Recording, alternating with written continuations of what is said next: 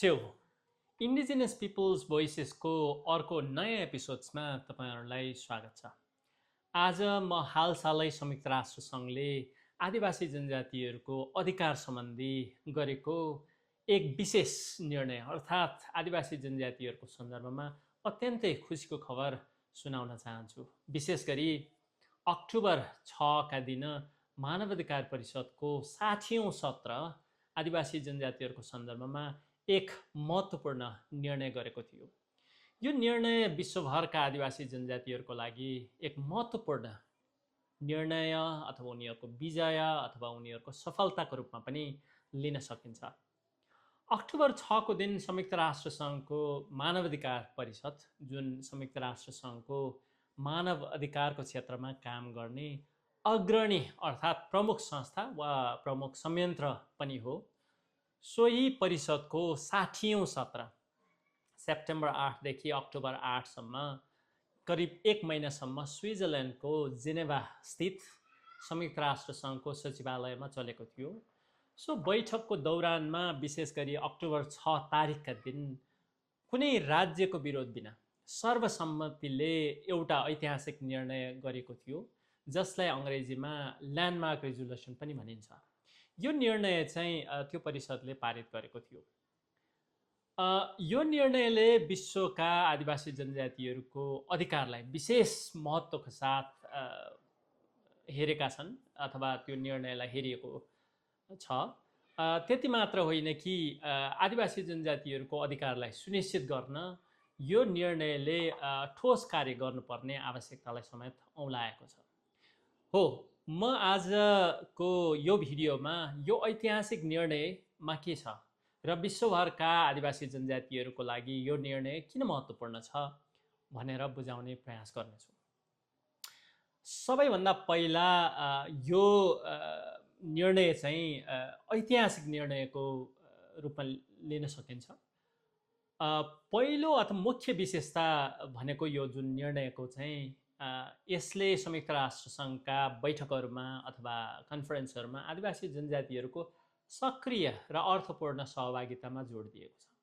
र निर्णयमा भनिएको छ कि विश्वका 7वटै आदिवासी जनजातिको सामाजिक सांस्कृतिक क्षेत्रहरूका आदिवासी जनजातिहरूले आफ्नो विधिवत रूपमा स्थापित गरेका सङ्घ संस्थाहरू र उनीहरूको आफ्नै प्रतिनिधिहरू मार्फत संयुक्त राष्ट्र सङ्घका विभिन्न बैठकहरूमा सक्रिय रूपमा र अर्थपूर्ण रूपमा सहभागिता सुनिश्चित गरिनेछ।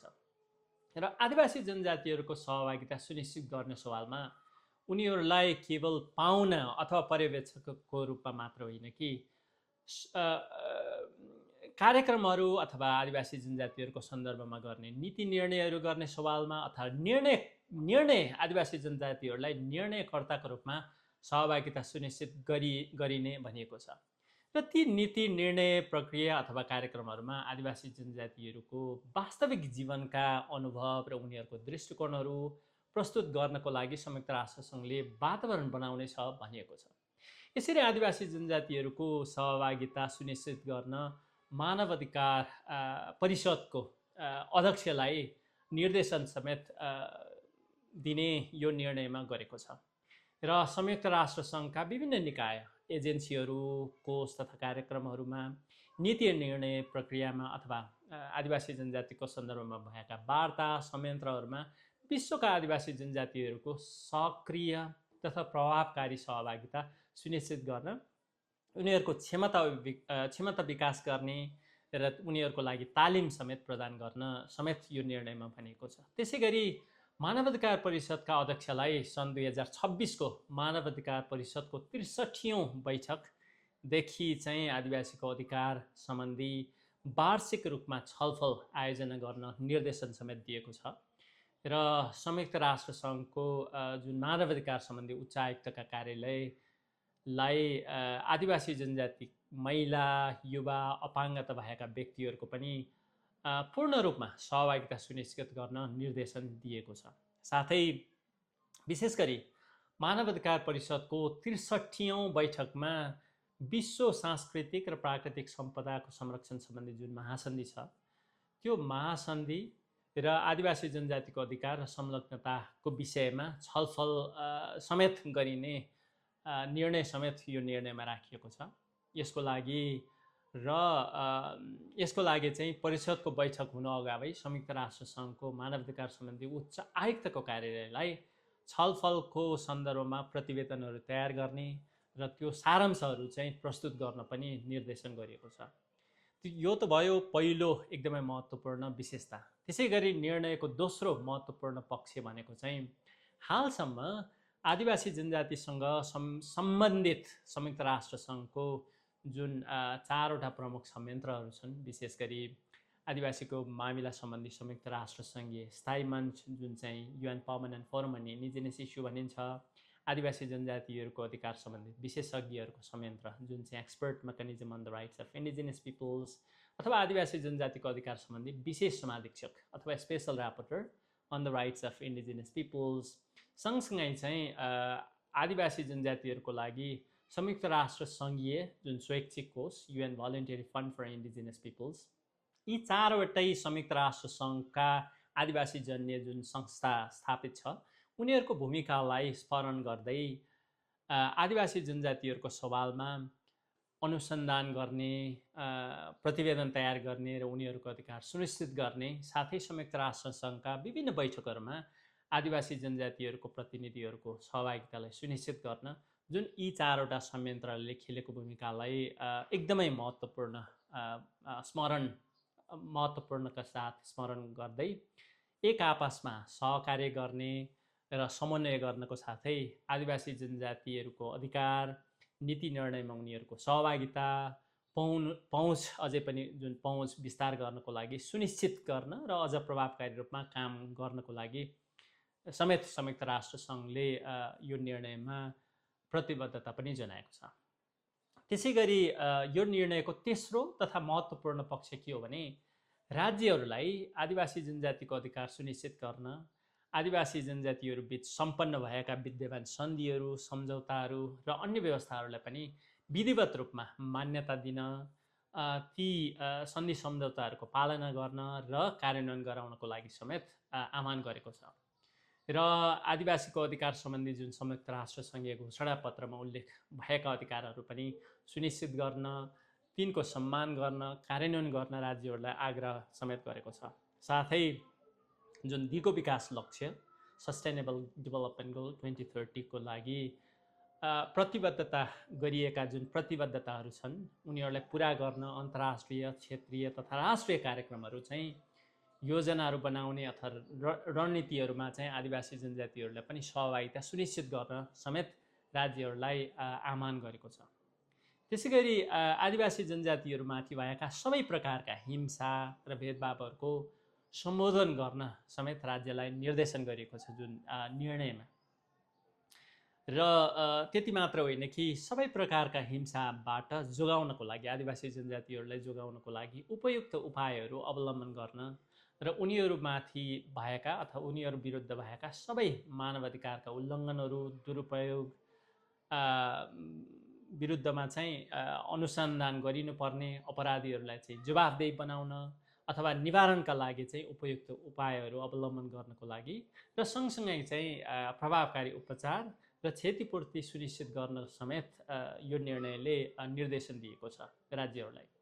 साथै यस निर्णयले आदिवासी मानवाधिकार रक्षकहरू र आदिवासी नेताहरू र विशेष गरी आदिवासी जनजातिका महिलाहरू, आदिवासी जनजातिका प्रतिनिधिहरू र आदिवासी जनजातिका अधिकार कर्मीहरू विरुद्ध जुन अहिलेसम्म भइरहेको जुन धम्की, दुर्व्यवहार र उनीहरूमाथि भएका जुन प्रतिशोधका घटनाहरू चाहिँ जुन वृद्धि भइरहेको चाहिँ यो निर्णयमा उल्लेख गर्दै, संसारभर वृद्धि भइरहेको उल्लेख गर्दै यस्ता कार्यहरूको कडा निन्दा समेत गरेको छ र राज्यहरूलाई त्यस्ता कार्यहरू रोक्नको लागि विभिन्न उपायहरू अपनाउन, सबै आरोपहरूको अनुसन्धान गर्न, प्रभावकारी उपचारहरू प्रदान गर्न र तिनीहरूको पुनरावृत्ति अथवा नदोहोऱ्याउनको लागि अथवा रोक्नको लागि आग्रह समेत गरिएको छ।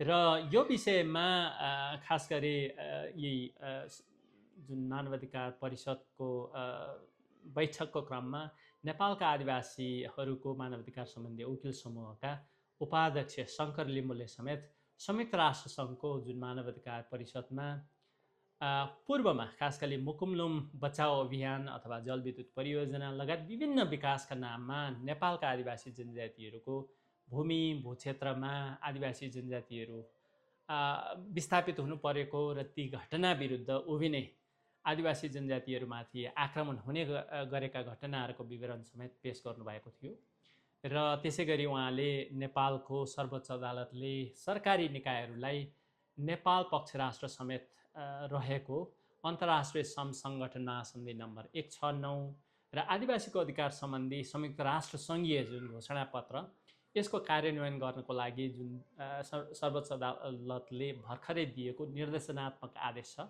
त्यो सरकारी निकायहरू आफैले व्यवस्था गरिरहेको कुरा परिषदलाई जानकारी गराउनु भएको थियो। As a practicing lawyer, I have serious doubts about labeling hydro projects as a clean energy in the context of just equity and just transition in Nepal. Gross human rights violations are all justified in the name of development. Most of hydro projects are located on indigenous peoples' territories, serving of both means and ends of the colonization. Nepal's so-called just transition continues to undermine indigenous peoples' sovereignty, self-determination, autonomy, customary self-governance, while grabbing our lands, territories, and resources without free, prior, and informed consent. Is this a justice? Absolutely not. It's $1 million question. Is there any space for a justice when indigenous peoples forced to live at a gunpoint?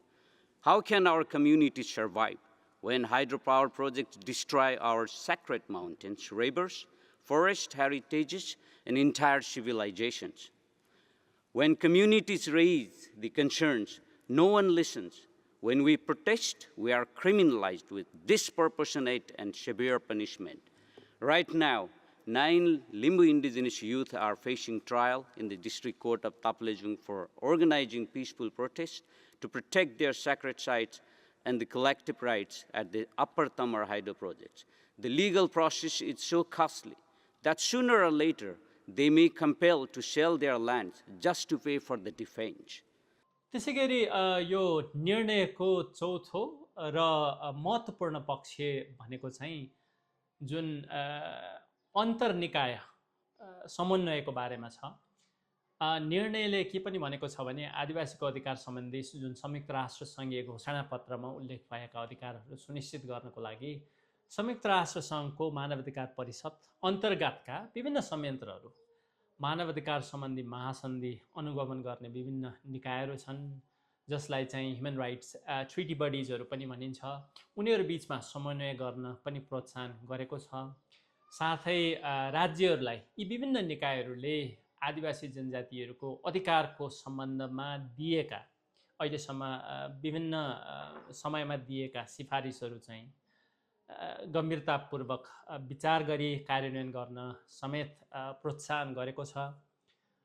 यसै गरी आदिवासीको अधिकार सम्बन्धी जुन संयुक्त राष्ट्र सङ्घीय घोषणापत्रमा उल्लेख भएका जुन अधिकारहरू छन् ती अधिकारहरू चाहिँ विश्वका विभिन्न देशहरूले पनि राष्ट्रिय कानुनमा र अदालतहरूमा उल्लेख गरेको स्मरण गर्दै निर्णयमा भनिएको छ कि जुन घोषणापत्रलाई आदिवासी जनजातिहरूले बोल्ने र बुझ्ने भाषामा अनुवाद गर्न राज्यहरूले थप प्रोत्साहन गर्नको लागि निर्देशन गरेको छ।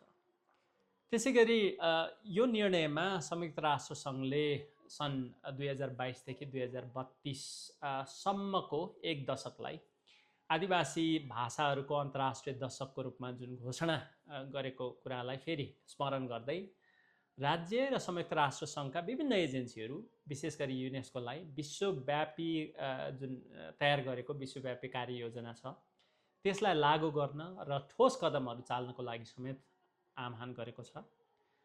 साथै राज्यहरूलाई आदिवासी जनजातिहरूको क्षमता अभिवृद्धि गर्न र आदिवासीको भाषाहरूमा विभिन्न सामग्रीहरू उत्पादन गर्ने र प्रचार प्रसारण गर्ने र आदिवासी जनजाति द्वारा सञ्चालन भएका सञ्चार माध्यमहरू आदिवासी जनजाति पत्रकारहरूको क्षमता अभिवृद्धि गर्न बढीभन्दा बढी आदिवासी जनजातिहरूको भाषाहरूमा विभिन्न सामग्रीहरू उत्पादन गर्न र आदिवासीहरूद्वारा सञ्चालित मिडियाहरू छन्, सञ्चार माध्यमहरू छन्, तिनीहरूलाई प्रवर्धन गर्नको लागि राज्यले राष्ट्रिय नीतिहरू, कोष तथा कार्यक्रमहरू पनि तर्जुमा गर्न समेत आह्वान गरेको छ।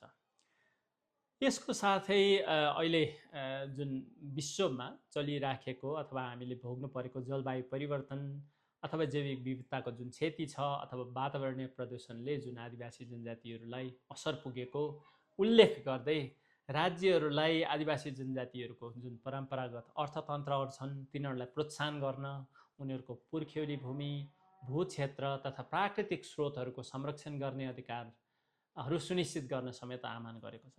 तसर्थ संयुक्त राष्ट्र सङ्घले हालै गरेको यो जुन निर्णय छ यो विश्वका आदिवासी जनजातिहरूको लागि एउटा साँच्चै ऐतिहासिक निर्णय पनि थियो। आजको यस एपिसोड्समा मैले विशेष गरी संयुक्त राष्ट्र सङ्घको मानवाधिकार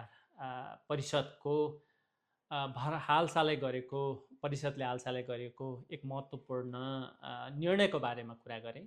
आजको लागि यति नै। यो भिडियो हेरिदिनु भएकोमा सबैजनालाई धन्यवाद दिन चाहन्छु र आदिवासी जनजातिको सवालमा तयार गरिएको अन्य भिडियोहरू पनि तपाईँहरूलाई हेर्न